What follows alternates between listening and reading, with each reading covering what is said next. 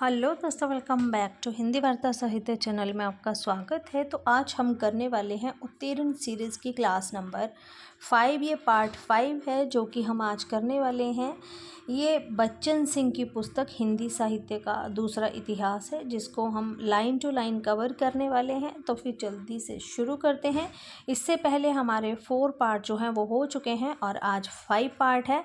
जिसने वीडियो नहीं देखी है वो पीछे से देख सकता है, तभी आगे की वीडियो क्लास समझ आएगी। तो चलिए फिर शुरू करते हैं। बोला, साहित्य की भाषा कृत्रिम नहर का प्रवाह है तो लोक भाषा स्वतः प्रवाहमान नदी। नहर का जल बहुत कुछ अस्थिर, समरूप और धीरे धीरे बहने वाला होता है, जबकि नदी का जल चटुल, विषम रूप तथा गत्यात्मक होता है, इसलिए उसमें ताजगी और मिठास होती है। साहित्य की भाषा लोक भाषा से बनती है और लोक भाषा भी साहित्य से ही प्रभावित रहती है। दोनों में द्वंद्वात्मक संबंध है। द्वंद्वात्मक संबंध यानी कि दोनों जो हैं वो एक दूसरे के पूरक हैं। यानी दिन है तो रात है, सुबह है तो शाम है, सुख है तो दुख है। उसी तरह से बोला लोक भाषा आपकी जो है साहित्य से प्रभावित रहती है। ठीक है। यहाँ पर संस्कृत प्राकृत अपभ्रंश की नसेनी का रामविलास शर्मा ने जो खंडन किया है वह सही है, पर प्राकृत अपभ्रंश को कृत्रिम कहना, बनाई हुई भाषा कहना आत्मविश्वास को पार कर जाना है। प्राकृत अपभ्रंश को एकदम कृत्रिम बताना ठीक नहीं है। प्राकृत भाषा और साहित्य का प्रभाव देश के एक बड़े भूभाग को आच्छादित किए हुए था। प्राकृत और अपभ्रंश को संस्कृत की अपेक्षा मधुर कहा गया है। इसे झुटलाने का कोई वैज्ञानिक आधार नहीं है। वे भाषाएं भी लोक भाषा से ही निर्मित होंगी। उनकी ध्वनियाँ आसमान से तो टपकी नहीं, वे भी समाज की ही देन है। कवियों में अपनी रचना प्रक्रिया के कारण कृत्रिमताओं का आ जाना अस्वाभाविक नहीं है। यदि ये कृत्रिम है तो बौद्ध सिद्धों और जैनों ने धर्म उपदेश के लिए इनका सहारा क्यों लिया? अपभ्रंश में व्यापक प्रचार प्रसार में जैन कवियों का योग अस्वीकार नहीं किया जा सकता। अपभ्रंश साहित्य में 7वीं शताब्दी में बोलचाल की भाषा का हस्तक्षेप जो था वो होने लगा था। इसको नोट कर लेना है आपने, है ना। यद्यपि अपभ्रंश का व्याकरण बहुत कुछ प्राकृत व्याकरण है, पर उन पर बोलचाल की भाषा के क्रियापदों, विभक्तियों, परसर्गों का प्रभाव स्पष्ट देखा जा सकता है। इनके माध्यम से ब्रजी, अवधी, मैथिली, खड़ी बोली, भोजपुरी के पूर्व रूप की एक झलक मिल सकती है। अपभ्रंश में विभिन्न काव्य रूपों, कथानक, रूढ़ियों आदि को सीधे लोक से लिया गया है, ना प्राकृत से ना संस्कृत से। इसलिए हिंदी साहित्य के इतिहास ग्रंथ में अपभ्रंश साहित्य का अध्ययन अनिवार्य है। अपभ्रंश साहित्य हिंदी साहित्य का समृद्ध रिक्त है। इस कथन को भी क्लास वाले बच्चे नोट कर लेंगे कि ये बच्चन का कथन है, ठीक है, और इम्पॉर्टेंट कथन है। इधर साहित्य के इतिहास लेखन में काव्य रूपों के अध्ययन का आग्रह बढ़ा। कुछ लोगों के मतानुसार साहित्य का साहित्यिक इतिहास लेखन साहित्य रूपों की परिवर्तन मान्यता के अध्ययन पर आधारित होता है। उनका कहना है कि साहित्य का इतिहास साहित्य रूपों का इतिहास है। अनेक अर्थों में ये सही है, पर विधाओं का चयन और परिवर्तन एक विशिष्ट ऐतिहासिक संदर्भ में होता है। कभी कभी चर्या गीत, दोहा, तो कभी कभी कवि सवैया, कभी हरि गीतिका, तो कभी मुक्त छंद आदि। बोला, एक काल अवधि के बाद साहित्यिक रूप बदल जाते हैं। आखिर इस बदलाव के कुछ ऐतिहासिक कारण होंगे। इन कारणों की खोज के अभाव में साहित्य का समाज संपृक्त इतिहास नहीं होगा। विधागत परिवर्तन के साथ मूल्यगत परिवर्तन भी होते हैं। वास्तव में इस विधागत और मूल्य संबंध सूत्रों की खोज में ही इतिहास दृष्टि में निहित है। राहुल जी ने अपभ्रंश भाषा, साहित्य और प्राकृत में गुणात्मक अंतर माना है। व्याकरणिक ढांचा प्राकृत से लेते हुए भी अपभ्रंश लोकोन्मुख होने का कारण लोगों के लोक भाषा के व्याकरणिक ढांचे को वर्ण करता हुआ प्रतीत होता है। छंद उसने लोक से लिया है। लोक की इस परंपरा को अपने अनुरूप देखकर हिंदी साहित्य ने भी इसे स्वीकार कर लिया है। दोहा अपभ्रंश का खास छंद है। तो ये हमने दिन में भी क्लास में किया था कि अपभ्रंश का अपना कौन सा छंद है। दोहा जो है ये अपभ्रंश का अपना खास छंद है। फिर भी बच्चे इसको लिख लेंगे। और जिस प्रकार गाथा कहने से प्राकृत का बोध होता है, उसी तरह दोहा कहने से अपभ्रंश का, अपभ्रंश में वीर, श्रृंगार, नीति और धर्म परक दोहे मिलते हैं। अपभ्रंश में आपको किस किस तरह के दोहे जो हैं वो मिलते हैं, तो बोला अपभ्रंश में वीर, श्रृंगार, नीति और धर्म परक दोहे जो हैं वो आपको मिलते हैं। हिंदी में दोहों का प्रयोग उन्हीं विषयों के लिए हुआ है सोठा भी दोहा बंद के अंतर्गत ही माना जाता है। वेरी वेरी इंपॉर्टेंट है कि सोठा भी किसके अंतर्गत है, दोहा बंद के अंतर्गत ही माना जाता है। दूसरा छंदबद्ध है पदड़िया या अलिह, ये छंद चौपाई में मिलते जुलते हैं। इनके प्रत्येक चरण में 16 मात्राएं होती हैं। चतुर्भुज ने पदड़िया और जिनदत्त सूरी ने अलिह का प्रयोग किया है। पदड़िया में 8-8 पंक्तियों पर धत्ता दिया जाता है। हिंदी के दोहा चौपाई वाले प्रबंधों में दोहा द्वारा धत्ता दिया जाने लगा।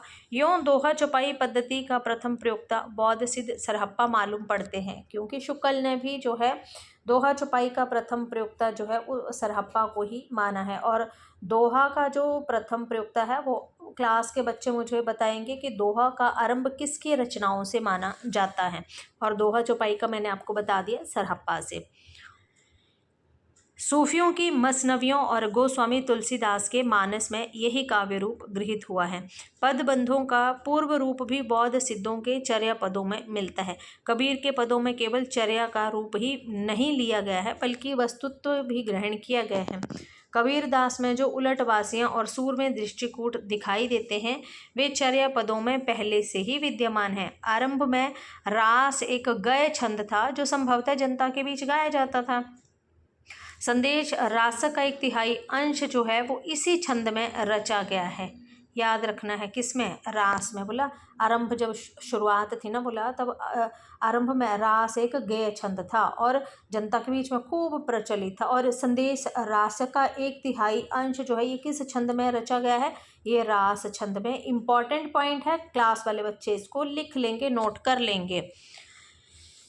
बाद में रासो काव्य की परंपरा ही चल पड़ी, किंतु रास की गेयता लुप्त हो गई। छप्य, कुंडलियाँ, रोला, उलाला, फागु, चरचरी, बीली, मंगल आदि लोकप्रिय छंद हैं। इनमें से कुछ छंद में स्वीकृति और कुछ में अस्वीकृति भी हो गई। हिंदी ने इस विरासत को इसलिए ग्रहण किया कि ये काव्य रूप उसकी प्रकृति के अनुकूल थे। जैन अपभ्रंश काव्य राजस्थान, गुजरात के सीमावर्ती प्रदेश में लिखे गए। ये ऐसे वाले प्रश्न आपको HPSC के एग्ज़ाम में आए थे, इसलिए मैं यहाँ पर आपको ये बोलूँगी कि आप इसको नोट करेंगे क्लास वाले बच्चे। ये इम्पॉर्टेंट है कि जैन अपभ्रंश काव्य जो था ये किन क्षेत्रों, किन प्रदेशों में लिखे गए हैं, तो ये राजस्थान और गुजरात में आपका अपभ्रंश काव्य यानी कि जैन अपभ्रंश काव्य राजस्थान और गुजरात के सीमावर्ती प्रदेश में लिखे गए हैं। बौद्ध सिद्धों के दोहा कोश और चर्या गीत ये बांग्ला बिहार के सीमा क्षेत्र में लिखे गए हैं। वेरी वेरी इंपॉर्टेंट है। जैन अपभ्रंश काव्य राजस्थान और गुजरात के सीमावर्ती क्षेत्र में, और बौद्ध सिद्धों के दोहा कोश जो हैं ये चर्या गीत बंगाल और बिहार के सीमा क्षेत्र में लिखे गए हैं। क्लास वाले बच्चे नोट करेंगे। आश्चर्य ये है कि अपभ्रंश की विरासत जिस मात्रा में हिंदी को प्राप्त हुई, उस मात्रा में ना गुजराती को मिली और ना बांग्ला को। अपभ्रंश के सीमांत हिंदी के भी सीमांत है, अतः भाषा की पहचान, विषय वस्तु और काव्य रूप तीनों दृष्टियों से अपभ्रंश समग्र अपभ्रंश काव्य का अध्ययन उपेक्षित है। अपभ्रंश काव्य को मोटे तौर पर 3 श्रेणियों में बांटा जाता है, सिद्ध काव्य, जैन काव्य और बौद्ध जैनेतर साहित्य में। अपभ्रंश काव्य को मोटे तौर पर बच्चन ने कितने भागों में बांटा है, 3 भागों में। कौन कौन से, सिद्ध काव्य है, जैन काव्य है और बौद्ध जैनेतर साहित्य है। इंपॉर्टेंट है, ये भी आपने नोट करना है। अपभ्रंश के अंतिम काल 14वीं और 15वीं शताब्दी, यानी कि अपभ्रंश का अंतिम काल कौन सा था आपका, 14वीं और 15वीं शताब्दी अपभ्रंश का अंतिम काल था। आप मुझे बताएंगे कि अपभ्रंश का स्वर्ण युग जो है वो किस काल को कहा जाता है। अपभ्रंश का स्वर्ण युग किस काल को कहा जाता है, आज ही क्लास में आपको मैंने पढ़ाया है, इसलिए इसका उत्तर आप देंगे। और ये मैं बता देती हूँ कि अपभ्रंश के अंतिम काल जो है वो 14वीं से 15वीं शताब्दी में हिंदी, खड़ी बोली, अवधी, ब्रज, मैथिली में रचनाएं होने लगी थी। विद्यापति एक और अभट में लिख रहे थे और दूसरी और मैथिल में। इसके बाद से हिंदी रचनाओं की अविच्छिन्न परंपरा आरंभ हो गई। अतः अपभ्रंश साहित्य के साथ इन कवियों का भी अध्ययन जरूरी है। इन लोगों ने अपभ्रंश का काव्य रूप तो लिया ही है, किंतु उनकी वस्तु की अंतर योजना भी बदल दी। अब चलता है आपका अपभ्रंश काव्य कि अपभ्रंश में काव्य रचना की शुरुआत कब से हुई, कहना कठिन है, पर कालिदास के विक्रम उर्वशी नाटक के चौथे अंक में अपभ्रंश के कुछ छंद मिलते हैं। आज की क्लास का ये टॉपिक है जो कि आपने आज पढ़ा था यूनिट 1 में, ठीक है। यूनिट 1 जो आज हमने शुरू की है, ठीक है ना, उसमें आपने ये पढ़ा हुआ है। अब एक उदाहरण है इसका कि मोरा परहु हंस विहंगम अली गब पवम सरयू कुरंगम तुझम कारणे ररारणे भमंते कौन हो पुछियु मई रोअंते। आप यहाँ पे अगर इसको नोट करना चाहें तो आप जो है यहाँ पर विहंगम कुरंगम भमंते रोअंते, ये जो तुकांत शब्द हैं इनको आप नोट कर सकते हैं कि ये जो है ये अपभ्रंश के छंद हैं, ठीक है। बोला ध्वनि पद संघटना और तुक की दृष्टि से ये प्राकृत की नहीं अपभ्रंश की रचना है, पर कुछ विद्वान इसे परवर्ती भी मानते हैं। अधोतन सूरी के कुवलय माला में 3री शताब्दी से लेकर 8वीं तक अपभ्रंश काव्य के उदाहरण मिल जाएंगे, पर 8वीं शताब्दी में तो सिद्धों और जैनियों के प्रमाणिक अपभ्रंश काव्य जो हैं वो मिलने लगे हैं। बोलते हैं अपभ्रंश पश्चिमी भारत की बोली थी। अभीरों के आने के बाद उस बोली में उकारात्मकता का बहुमूल्य हो गया था। धीरे धीरे ये समूचे उत्तर भारत के साहित्य की भाषा हो गई। पर इसकी अधिकांश रचनाएं राजस्थान, गुजरात और बिहार, बंगाल में पाई जाने लगी थी। एक बात को आप वैसे भी हाँ, तो मैं बोल रही थी कि एक बात को आप वैसे भी नोट रखिएगा ना कि ये जो आपके राजस्थान, गुजरात और बिहार, बंगाल, ये इनको प्रमुखता दी है अपभ्रंश के इसमें, ठीक है। इनको आप याद रखिएगा, है ना। कई बार लॉजिक लगाना पड़े तो आप ऐसे लगा सकते हैं। लोगों ने प्रश्न किया है कि इसका प्रभाव पूर्व पश्चिमी सीमांतों पर ही क्यों पड़ा है, मध्य देश में रचनाएं क्यों नहीं मिलती। मध्य देश में भी ब्रजभाषा के कवि थे। जैन परंपरा के सबसे पहले कवि स्वयंभू थे, वे कौशलवासी थे, है ना। इनको याद रखना है कि ये कौशलवासी थे। उन्हें राष्ट्रकूट राजा ध्रुव का समय 780 से 794 ईस्वी, ठीक है, कि उन्हें राष्ट्रकूट राजा ध्रुव का मंत्री रैणा धनंजय मान्यखेट ले गया था। ये ना आप याद रख लेना इसको, ठीक है। ये किसके इसमें रहते थे, ये कौन इनको ले गया था, धनंजय मान्यखेट जो थे इनको ले गए थे। पुष्पदंत भी दिल्ली के आसपास रहने वाले थे। वे भी राष्ट्रकूट आक्रमण के इसमें स्वयंभू की ही तरह मान्यखेट चले गए थे। राष्ट्रकूट जैन थे, उन्होंने अपभ्रंश को संरक्षण दिया है। मध्य देश के ये जो दोनों के हैं ना, ये पुष्पदंत और स्वयंभू के, ये यहाँ से याद करना कि राष्ट्रकूट राजा ध्रुव का मंत्री रैणा को याद रखना है, रैणा धनंजय मान्यखेट ले गया था। किसको, ये जो आपके स्वयंभू हैं। और ये जो आपके पुष्पदंत है ये भी दिल्ली के आसपास रहने वाले थे, पर राष्ट्रकूट आक्रमण के समय जो थे इन्हें ये भी मान्यखेट चले गए थे। बोले मध्य देश में प्रतिहारों का राज्य था। कान्यकुब्ज उनकी राजधानी थी। कान्यकुब्ज दरबार ने संस्कृत को ही प्रश्रय दिया, लेकिन अपभ्रंश के कभी भी इस प्रदेश में थे, जैसा स्वयंभू और पुष्पदंत से स्वतः सिद्ध है। पूर्व में पाल राज्य में अपभ्रंश को संरक्षण मिला। पाल वंश गडेरिया वंश के थे। पाल वंश कौन से वंश के थे, ये गडेरिया वंश थे। क्लास वाले बच्चे लिख लेंगे।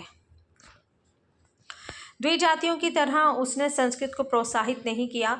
अपभ्रंश लोकोन्मुखी भाषा थी। उस राज्य में भी इसे प्रोत्साहन और संरक्षण मिला, पर अपभ्रंश के प्रचार प्रसार का श्रेय जैनियों को ही जाता है। जैनियों का मुख्य व्यवसाय व्यापार था। पश्चिमी भारत का व्यापार मुख्यतः जैनियों के ही हाथ में था। अब ये भी याद रखना है कि जैनी मुख्य रूप से क्या करते थे, तो इनका जो मुख्य व्यवसाय था वो व्यापार करना था, और व्यापार जो थे ये मुख्यतः ये जो था पश्चिमी भारत का व्यापार जो थे ये जैनियों के ही हाथ में था।